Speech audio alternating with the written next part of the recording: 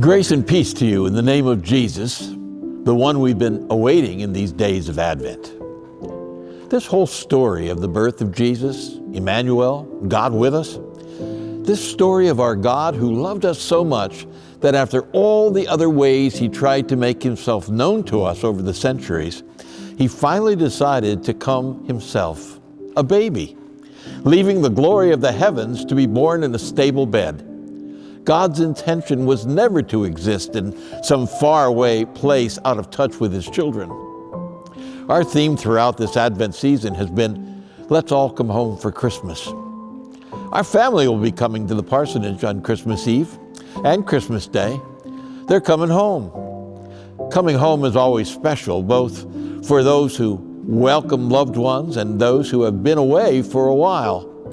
There's always something wonderful about coming home, isn't there? Especially with our children coming home. It brings back vivid memories of days long ago when our loved ones were crowding the couch, filling up the seats around the table, sharing stories of the day. Sometimes celebrating joys and sometimes wiping away tears of disappointment. We call it home for good reason. Isn't it strange that when God came home to dwell among us, it just so happened that Mary and Joseph were leaving the comfort of their Nazareth home to make a journey to Bethlehem by order of the emperor. Tired? No, exhausted. Mary and Joseph arrived to discover there was no place, no room for mother, father, indeed for the child, no place for God to call home. You wonder, why is it so hard for God to dwell among us? I looked in the mirror this morning. I almost didn't recognize my face. I was older than I thought. Where, I wondered, had the years gone by? And then I reminded myself how important it is to come home to God. Not just the celebration of Christmas and all its trappings, but I mean really decide to come home to where God is in our lives, into our families, into our hopes and dreams for our loved ones and our world. To those we love and see every day, and our brothers and sisters we have never met from around the world.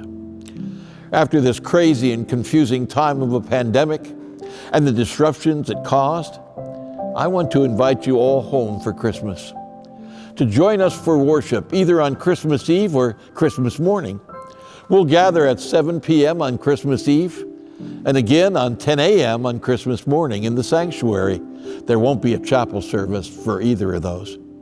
On Christmas Eve and Christmas morning, not only will we come to worship, we'll be welcoming Jesus home among us. Special music, the sacred story, and the presence of one another will be with us as we come home for Christmas. Dear friends, whether you are in worship every week or only occasionally as you can make it, consider time is passing and there is much value to be done. Please consider welcoming Jesus into your life and into the world. Let's all come home for Christmas.